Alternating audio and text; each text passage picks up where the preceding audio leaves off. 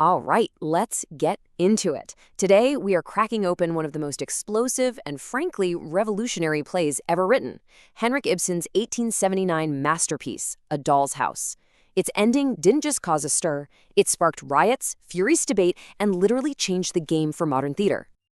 And that's the big question, isn't it? This is the mystery we're going to solve today. I mean, you have to understand, for a woman to do this back then, it wasn't just radical, it was completely unthinkable. It sent absolute shockwaves across society. So, what could possibly drive a woman to do that?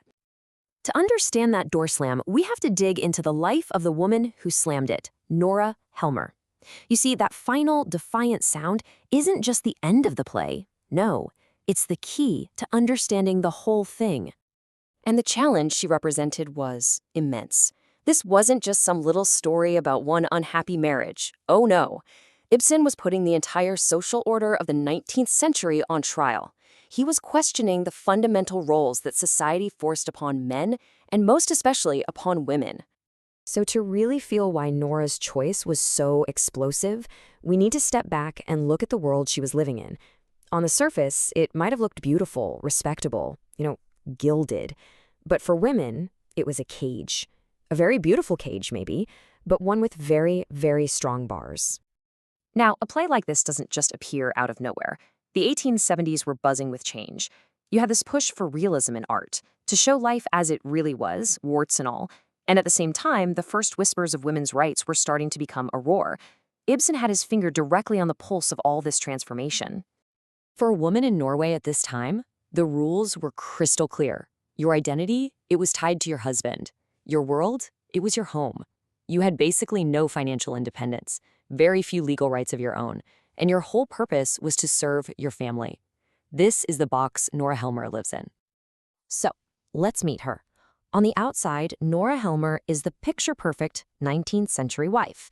She's bubbly, she's charming, she's a devoted mother, and she lives in what looks like a perfectly happy home with her husband, Torvald. But just listen to how Torvald talks to her. He's got all these little pet names. My little skylark. It sounds sweet, right? But it's the start of a pattern. He sees her as a pretty little bird, something to admire, something that sings, but not something to take seriously. And it keeps going. She's his little squirrel, this cute, frantic little creature scurrying around. It's meant to be affectionate, but it's incredibly demeaning. He isn't talking to his partner, he's talking to his pet. And then we get to the big one, the one that says it all, his little doll. And that's it, right? That's the core of the whole play. To him, she's a plaything, something to be dressed up, shown off, and put back in her box. She's not a real person with her own mind. And for years, Nora plays this part flawlessly. She dances, she sings, she manages the house, she charms his friends. She performs the role of the perfect doll wife, because honestly, what other choice does she have? But the key word there is performs. It's all an act. Because underneath this perfect, happy surface, Nora is hiding a secret. A huge one. It was an act of desperate love, but it's a secret that could bring her entire world crashing down. Her whole life is built on a lie. And this is where the title really clicks. The doll's house isn't just their home. It's the whole setup. It's a beautifully decorated prison where Nora is the star exhibit, and her husband, Torvald, is both her keeper and her biggest fan.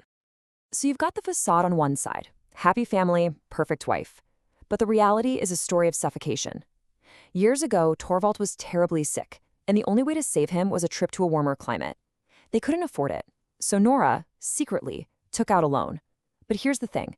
As a woman, she couldn't do that legally, so she forged her father's signature. A crime that, if it ever came out, would mean total social ruin. Well, the play's tension just skyrockets when the man she borrowed the money from shows up and threatens to expose her. And it's that threat, that pressure, that forces Nora to finally stop acting and start the painful, terrifying journey from being a doll to becoming a human being. You can almost watch her awakening happen step by step. First comes this horrifying realization that her marriage, her life, it's all been a performance. Then the confrontation. Torvald finds out her secret, and instead of thanking her for saving his life, he just explodes. He's furious, not for her, but for how this will damage his reputation. In that single, ugly moment, she sees it all so clearly. He doesn't love her. He loves the idea of her. And that betrayal sparks her defiance, which leads finally to her liberation. So when she leaves, it's not just a tantrum. It's so much more than that. It's an act of survival. She tells Torvald that before she's a wife or a mother, she's a human being. And she has a duty to herself to figure out what that even means. And that brings us to why this play still matters so much. See, Ibsen wasn't just telling a story. He was holding up a big, unflattering mirror to society. And boy, a lot of people did not like what they saw. A Doll's House fits right into what Ibsen did best. Whether it was exposing the sickness of society in Ghosts or the destructive ambition in Hedda Gabler, he was always peeling back the layers of polite, respectable life to show the uncomfortable truths hiding underneath. And the impact was just huge. The play forced people to have conversations they never had before about marriage, about a woman's place in the world. It argued that women were more than just pretty decorations for the home.